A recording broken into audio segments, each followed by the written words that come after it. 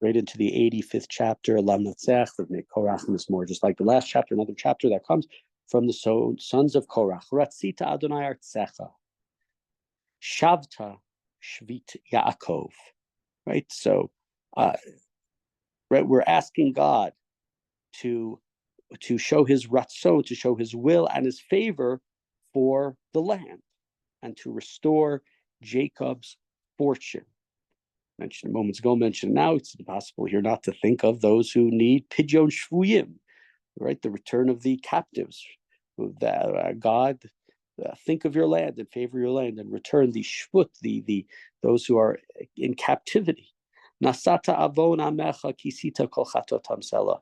You will forgive your people's sins, pardon their sins, and of course, then we have our famous word sela.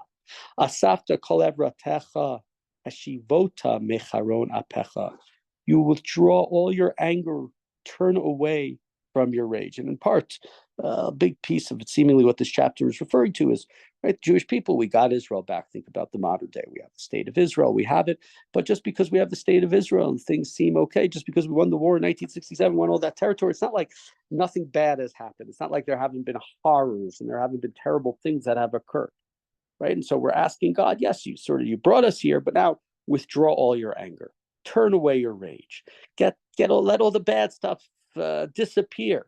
Continuing verse 5, Shuveinu Elohei Yishenu Vafar Kascha Imanu. Turn again, God, be our helper. Get rid of your displeasure with us, throw it away. Right? Yes, we have the state of Israel, but it doesn't seem you're too happy with us. There are all of these problems that have happened. Hala olam ta'anach banu in verse 6, Timshoch apcha ledor vador. Will your anger be with us forever? Will your wrath prolong? Will it continue, Moshech, from generation to generation? The phrase Lador Vador, as we mentioned in the past, is not just about a link to a chain from one generation to another, but it implies the idea of forever, for generations, for all time. Halo ata tashuv techayenu, va'amcha yismechu bach. Bring us back, God. Return us to our chayim. Return us to our lives. Revive us, so that your people may rejoice in you. It's a similar thing that we saw in many chapters in the past. This idea, the person who was sick, the person whose enemies attacked them. David is saying, return me, and then I will sing your praises publicly as an individual. Here we're saying it as a community. Let us, bring us back, God, and the difficulties that we have, so that we may rejoice in you, that we may praise you, etc. Hareinu Adonai chastecha b'yeshacha titein lanu. Show us your faithfulness, God, your kindness. Grant us, give to us your Yeshua, your deliverance, your salvation. Excuse me. Ma'yidaber ha'el Adonai ki daber shalom el amo v'el chasidav v'al yashuvu lechisla. Let me hear what God. Let me hear what you're going to speak. I'm trying to listen, God. God who promises shalom, peace to his people, to his chasidav, to the people who are faithful to him, to the people who show kindness to him, and do not turn it to be foolishness, like seal as a fool, right? So, right, you've said, right, God, tell us what you're going to do. Keep your promise. Be kind to us. Be faithful to us. Right? We know, God, that you're close. You're karov to those who fear you, to those who are in awe of you, to those who await for you to deliver them, to help them.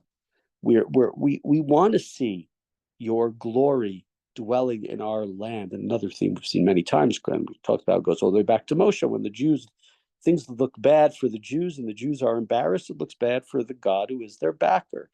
Chesed ve'emet, in verse 11, nifgashu tzedek b'shalom nashaku. Faithfulness and truth meet, justice and well-being kiss. And those are not simple things. Those things are oftentimes, in a sense, opposite. Chesed, loving kindness, sort of going beyond what should happen, versus emet, versus truth. Kindness is sometimes to favor the downtrodden, is a kind thing to help them, but that's not necessarily truthfulness. And the same thing, tzedek and shalom. Shalom means peace. Tzedek means justice. Sometimes what is peaceful is not what is just. Sometimes, right, that's not always the case. But here we're saying somehow, God, you can within you, who can which contradictions can live in God, within God, because they're not contradictions. God, you can figure out a way for there to be chesed ve'emet, for there to be kindness which goes beyond the idea of truth. Think about mercy. Think about we study the book of Yonah, where Yonah is unhappy because God is forgiving people who deserve to be forgiven, or Eliyahu Hanavi, who complains because God is not truthful. The Jews are not obedient, and Eliyahu is the only one who is obedient to God. Eliyahu wants emet, Yonah wants emet, but God wants to dispense. God wants to give chesed, wants to give kindness. You've done things wrong, you've made mistakes, but that doesn't mean that things are over. So in this verse, we're asking God to do things that go beyond. You've brought us here. There have been troubles, but now we're asking for chesed. We're not just asking for emet. We're asking you to go beyond what should happen. Continuing in verse 12, pasuk yud, emet me eretz titzmach v'tzedek mishamayim nishkat. Truth springs up from the earth.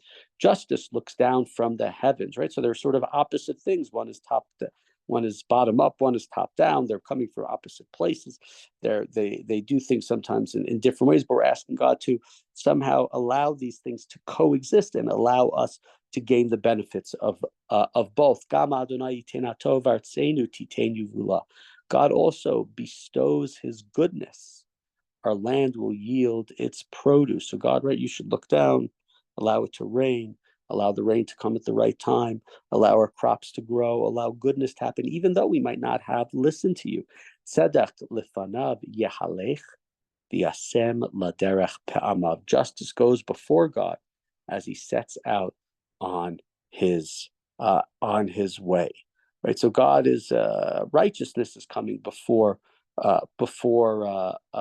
We're asking God to help us. And so this chapter seems to be a chapter of take it, it's the Jewish people, they're in Israel, and then it's demonstrating that God has been with them and God has delivered them from Egypt or from wherever, but things have not always gone according to plan. There have been trouble, there's been problems, there's been evil, there's been just terrible things that happened, and we're asking God to get rid of the evil and bring back kindness and justice, to bring back peace and bring back goodness. And even though sometimes it don't seem right, people aren't acting correctly, we're asking God to go above and beyond what should be given.